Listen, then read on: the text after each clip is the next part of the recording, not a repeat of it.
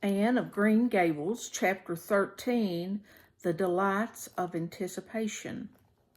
It's time Anne was in to do her sewing, said Marilla, glancing at the clock, and then out into the yellow August afternoon where everything drowsed in the heat.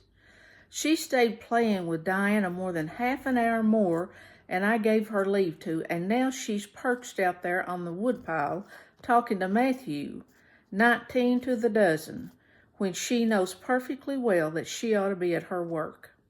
And of course he's listening to her like a perfect ninny.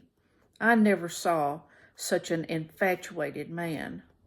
The more she talks and the odder the things she says, the more he's delighted, evidently.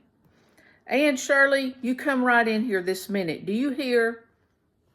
A series of staccato taps on the west window brought Anne flying in from the yard. Eyes shining, cheeks faintly flushed with pink, unbraided hair streaming behind her in a torrent of brightness.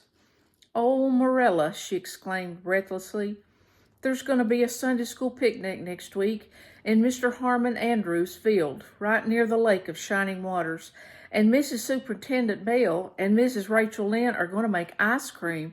Think of it, Marilla, ice cream, and oh, Marilla, can I go to it?" "Just look at the clock, if you please, Anne. What time did I tell you to come in?" 2 o'clock. But isn't it splendid about the picnic, Marilla? Please, can I go? Oh, I've never been to a picnic. I've dreamed of picnics, but I never... Yes, I told you to come at 2 o'clock, and it's 2:45. I'd like to know why you didn't obey me, Anne. Well, I meant to, Marilla, as much as could be, but you have no idea how fascinating Idlewild is. And then, of course, I had to tell Matthew about the picnic. Matthew is such a sympathetic listener. Please, can I go? You'll have to learn to resist the fascination of idle, whatever you call it. When I tell you to come in at a certain time, I mean that time and not a half an hour later. And you needn't stop to discourse with sympathetic listeners on your way either.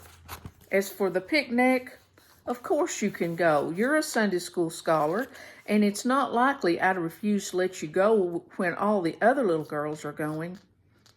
But, faltered Anne, Diana says that everybody must take a basket of things to eat.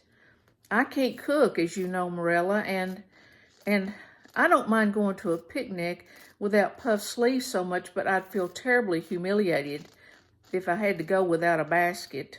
It's been preying on my mind ever since Diana told me. Well, it needn't prey any longer. I'll bake you a basket. Oh, you dear good Marilla. Oh, you were so kind to me. Oh, I'm so much obliged to you. Getting through with her ohs, Anne cast herself into Marilla's arms and rapturously kissed her sallow cheek. It was the first time in her whole life that childish lips had voluntarily touched Marilla's face. Again, that sudden sensation of startling sweetness thrilled her. She was secretly vastly pleased at Anne's impulsive caress, which was probably the reason why she said brusquely, There, never mind your kissing nonsense. I'd sooner see you doing strictly as you're told. As for cooking, I mean to begin giving you some lessons in that some of these days. But you're so feather-brained, Anne, I've been waiting to see if you'd sober down a little and learn to be steady before I begin. You've got to keep your wits about you in cooking and not stop in the middle of things to let your thoughts rove over all creation. Now get out your patchwork and have your square done before tea time. I do not like patchwork, said Anne dolefully, hunting out her work basket and sitting down before a little heap of red and white diamonds with a sigh. I think some kinds of sewing would be nice, but there's no scope for imagination in patchwork. It's just one little seam after another, and you never seem to be getting anywhere. But of course, I'd rather be Anne of Green Gables sewing patchwork than Anne of any other place with nothing to do but play. I wish time went as quick sewing patches as it does when I'm playing with Diana, though. Oh, we do have such elegant times, Marilla.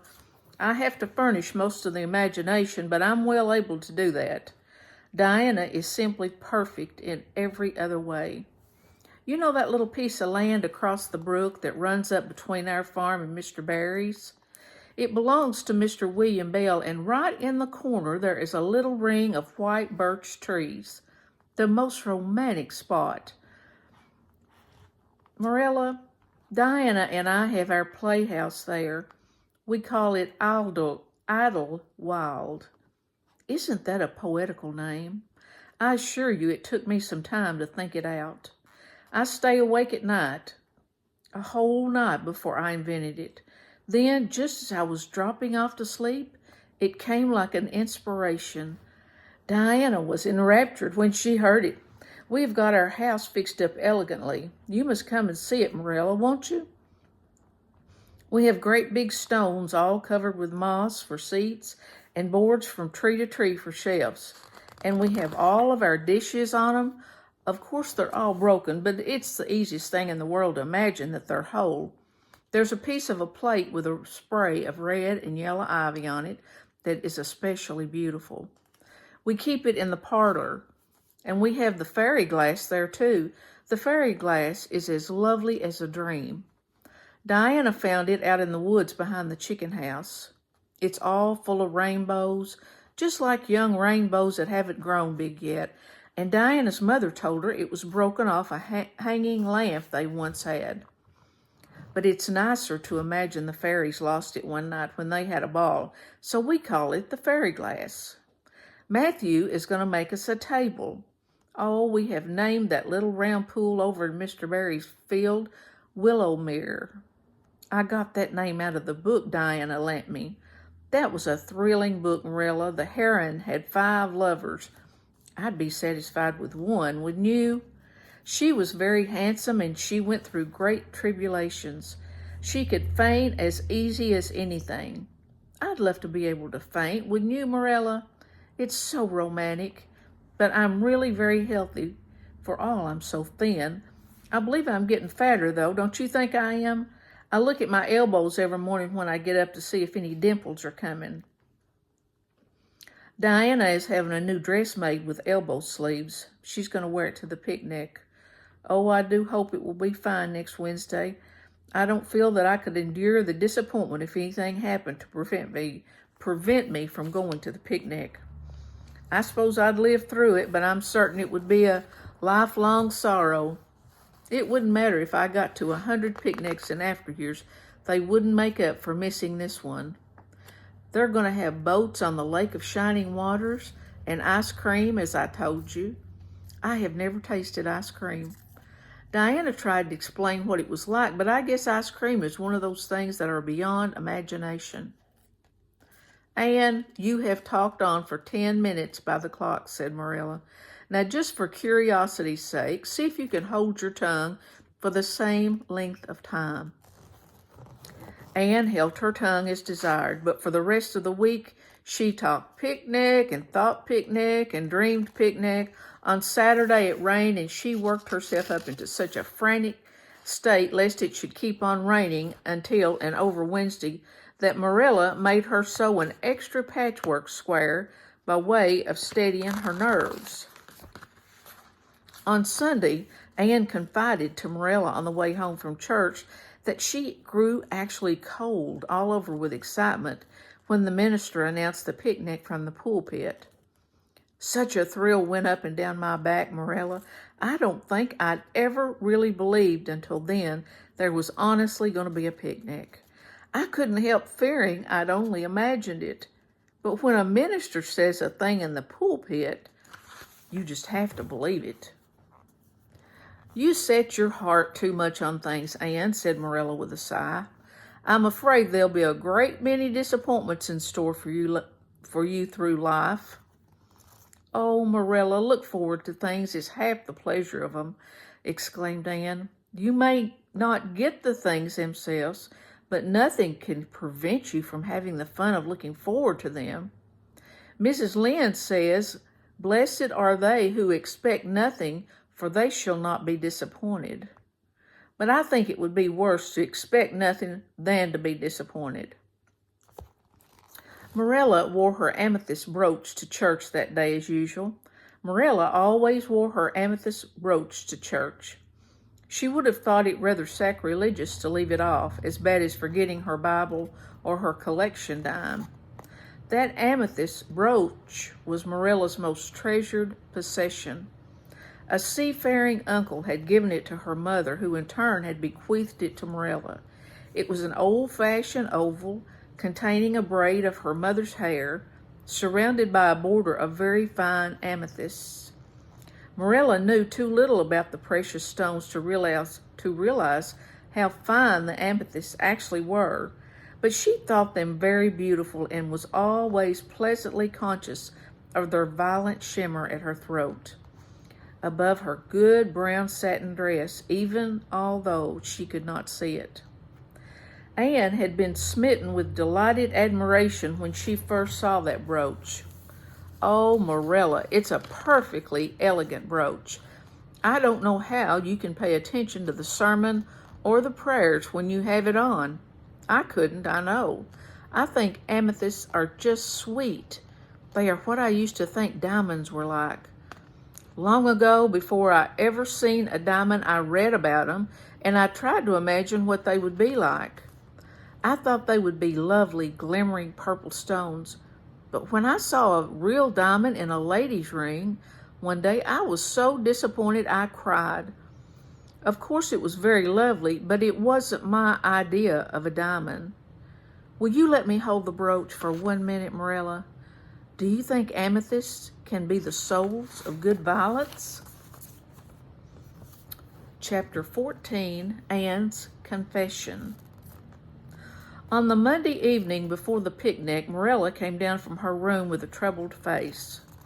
"Anne," she said to the small personage who was shelling peas by the spotless table and singing Nellie of the Hazeldale with a vigor and expression that did credit to Diana's teaching, "did you see anything of my amethyst brooch? I thought I stuck it in my pincushion when I came home from church yesterday evening, but I can't find it anywhere." I saw it this afternoon when you were away at the Aid Society," said Anne a little slowly. "I was passing your door when I saw it on the cushion, so I went in to look at it." "Did you touch it?" said Marilla sternly. "Yes," admitted Anne. "I took it up and I pinned it on my breast just to see how it would look." "You had no business to do anything of the sort. It's very wrong in a little girl to meddle. You shouldn't have gone into my room in the first place, and you shouldn't have touched a brooch that didn't belong to you in the second. Where did you put it?" "Oh, I put it back on the bureau. I hadn't it on a minute. Truly, I didn't mean to meddle, Marilla. I didn't think about it being wrong to go in and try on the brooch, but I see now that it was, and I'll never do it again.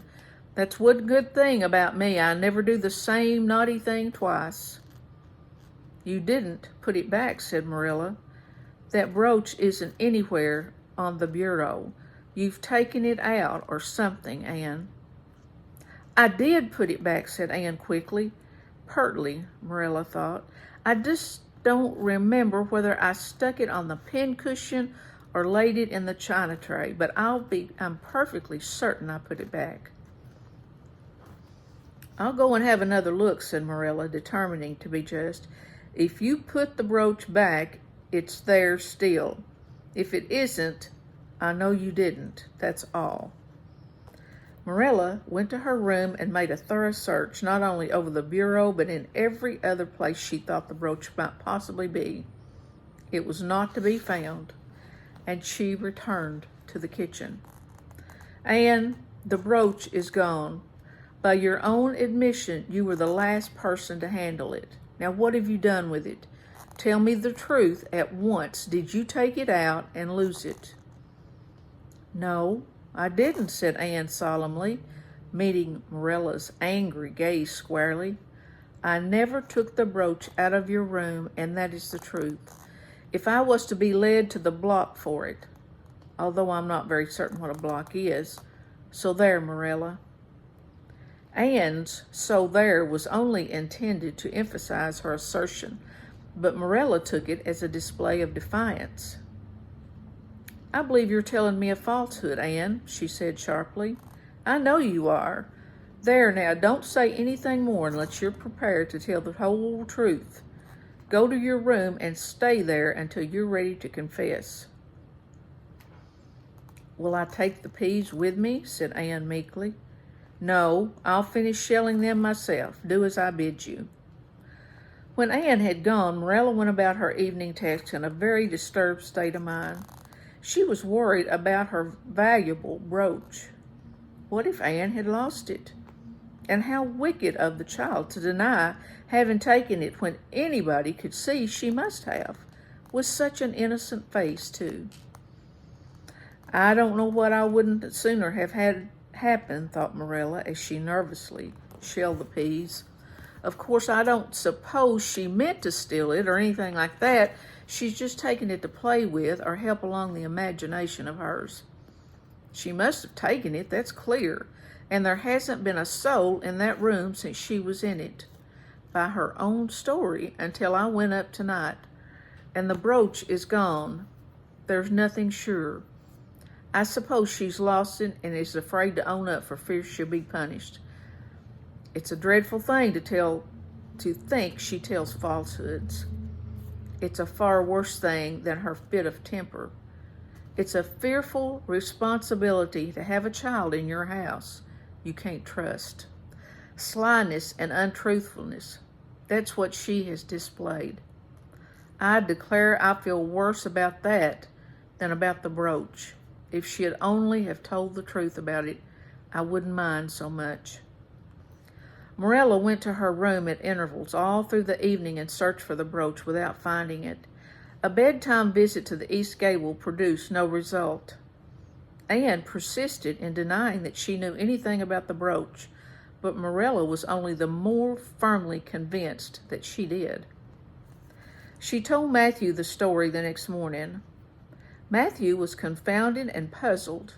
He could not so quickly lose faith in Anne, but he had to admit that the circumstances were against her. "You're sure it hasn't fell down behind the bureau?" was the only suggestion he could offer.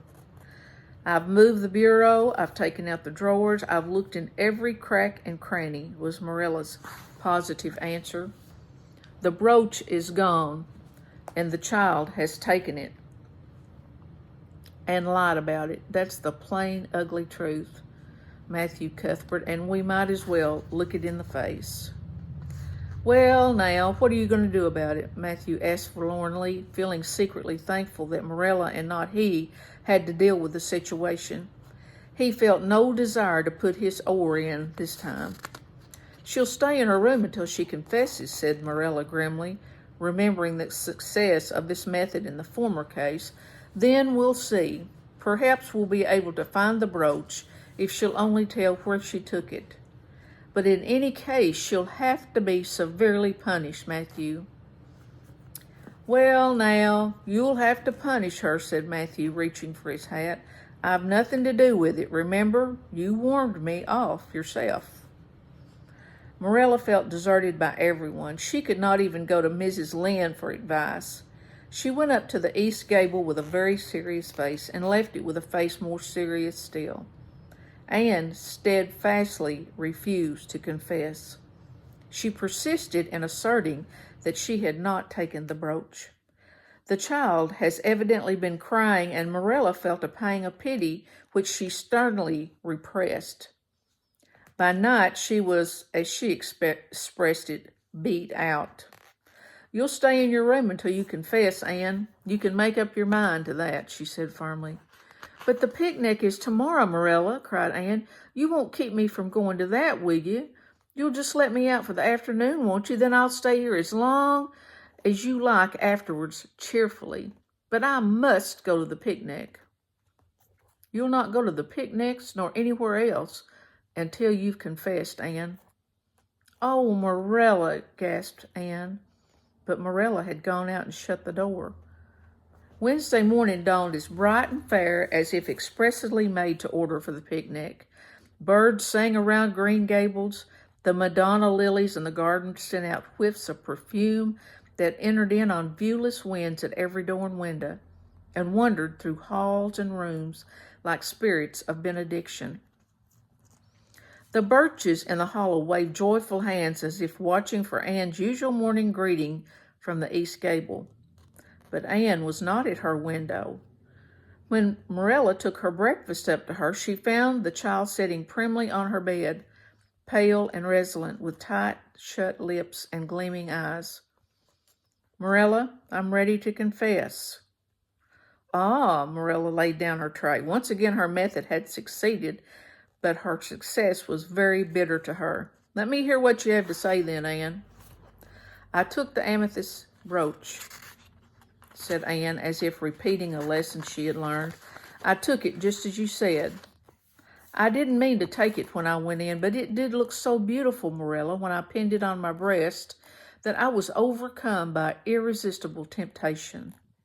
I imagined how perfectly thrilling it would be to take it to Idlewild and play I was the Lady Cordelia Fitzgerald. It would be so much easier to imagine I was the Lady Cordelia if I had a real amethyst brooch on. Diana and I made necklaces of roseberries, but what are roseberries compared to amethyst? So I took the brooch. I thought I could put it back before you came home. I went all the way around by the road to lengthen out the time. When I was going over the bridge across the Lake of Shining Waters, I took the brooch off to have another look at it. Oh, how it did shine in the sunlight. And then when I was leaning over the bridge, it just slipped through my fingers. So, and went down, down, down, all purpley, sparkly, and sank forevermore beneath the Lake of Shining Waters. And that's the best I can do at confessing, Marilla." Marilla felt hot anger surge up into her heart. This child had taken and lost her treasured amethyst brooch and now sat there calmly reciting the details thereof without the least apparent compunction or repentance. "Anne, this is terrible," she said, trying to speak calmly. "You are the very wickedest girl I have ever heard of." "Yes, I suppose I am," agreed Anne tranquilly, "and I know I'll have to be punished. It's your duty to punish me, Marilla. Won't you please get it over right off, because I'd like to go to the picnic with nothing on my mind." "Picnic, indeed! You'll go to no picnic today, Anne Shirley. That shall be your punishment, and it isn't half severe enough either for what you've done." "Not go to the picnic?" Anne sprang to her feet and clutched Marilla's hand. "But you promised me I might. Oh, Marilla, I must go to the picnic. That was why I confessed. Punish me any way you like but that. Oh, Marilla, please, please let me go to the picnic. Think of the ice cream. For anything you know, I may never have a chance to taste ice cream again." Marilla disengaged Anne's clinging hand stonily. "You needn't plead, Anne. You're not going to the picnic, and that's final. No, not a word." Anne realized that Marilla was not to be moved. She clasped her hands together, gave a piercing shriek, and then flung herself face downward on the bed, crying and writhing in an utter abandonment of disappointment and despair. "For the land's sake," gasped Marilla, hastening from the room, "I believe this child is crazy. No child in her senses would behave as she does. If she isn't utterly bad. Oh dear, I'm afraid Rachel was right from the first. I've put my hand to the plow and I won't look back." That was a dismal morning. Marilla worked fiercely and scrubbed the porch floor and the dairy shelves when she could find nothing else to do. Neither the shelves nor the porch needed it, but Marilla did. Then she went out and raked the yard. When dinner was ready, she went to the stairs and called Anne. A tear-stained face appeared, looking tragically over the banisters. "Come down to your dinner, Anne." "I don't want any dinner, Marilla," said Anne sobbingly. "I couldn't eat anything. My heart is broken. You'll feel remorse of conscience someday, I expect, for breaking it, Marilla, but I forgive you. Remember, when the time comes, that I forgive you. but please don't ask me to eat anything, especially boiled pork and greens. Boiled pork and greens are so unromantic when one is in affliction. Exasperated, Morella returned to the kitchen and poured out her tale of woe to Matthew, who, between his sense of justice and his unlawful sympathy with Anne, was a miserable man. Well, now, she shouldn't have taken the brooch, Morella, or told stories about it, he admitted mournfully, surveying his plate full of unromantic pork and greens as if he, like Anne, thought it a food unsuited to crisis or feelings. But she's such a little thing, such an interesting little thing. Don't you think it's pretty rough not to let her go to the picnic when she's so set on it? Matthew Cuthbert, I'm amazed at you. I think I've let her off entirely too easy, and she doesn't appear to realize how wicked she's been at all. That's what worries me most. If she'd really felt sorry, it wouldn't be so bad. And you don't seem to realize it neither. You're making excuses for her all the time to yourself. I can see that. Well, now, she's such a little thing, feebly reiterated Matthew, and there should be allowances made, Morella. You know she's never had any bringing up. Well, she's having it now, retorted Morella. The retort silenced Matthew, if it did not convince him. That dinner was a very dismal meal. The only cheerful thing about it was Jerry Bowitt, the hired boy, and Morella resented his cheerfulness as a personal insult. When her dishes were washed and her bread sponge set and her hens fed, Morella remembered that she had noticed a small rent in her best black lace shawl when she had taken it off on Monday afternoon on returning from the Ladies' Aid. She would go and mend it. The shawl was in a box in her trunk. As Morella lifted it out, the sunlight, falling between the vines that clustered thickly about the window, struck upon something caught in the shawl. Something that glittered and sparkled in facets of violet light. Morella snatched at it with a gasp. It was the amethyst brooch, hanging to a thread of the lace by its catch. Dear life and heart, said Morella blankly, what does this mean? Here's my brooch, safe and sound, that I thought was at the bottom of Barry's pond. Whatever did that girl mean by saying she took it and lost it? I declare I believe Green Gables is bewitched. I remember now that when I took off my shawl Monday afternoon, I laid it on the bureau for a minute. I suppose the brooch got caught in it somehow. Well, Morella betook herself to the East Gable brooch in hand. Anne had cried herself out and was sitting dejectedly by the window. Anne Shirley, said Morella, I've just found my brooch hanging to my black lace shawl. Now, I don't want to know what that rigmarole you told me this morning meant. Well, you said you'd keep me here until I confessed, returned Anne wearily, so I decided to confess because I was bound to get to the picnic. I thought out a confession last night after I went to bed and made it as interesting as I could. And I said it over and over so that I wouldn't forget it, but you wouldn't let me go to the picnic after all, so all my trouble was wasted. Morella had to laugh in spite of herself, but her conscience pricked her. Anne, you do beat all, but I was wrong. I see that now. I shouldn't have doubted your word when I'd never known you to tell a story. Of course, it wasn't right for you to confess to a thing you hadn't done. It was very wrong to do so. But I drove you to it.